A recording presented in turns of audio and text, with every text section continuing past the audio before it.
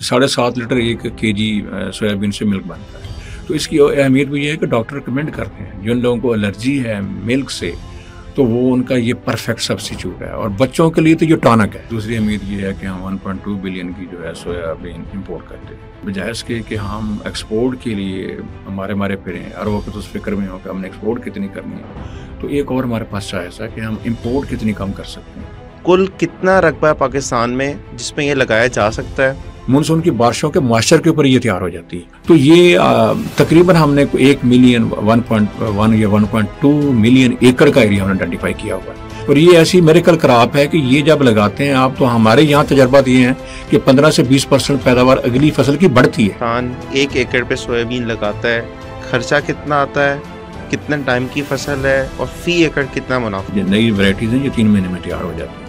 तो ये तकरीबन 10 kg का सीड जो है काफ़ी है इसके लिए।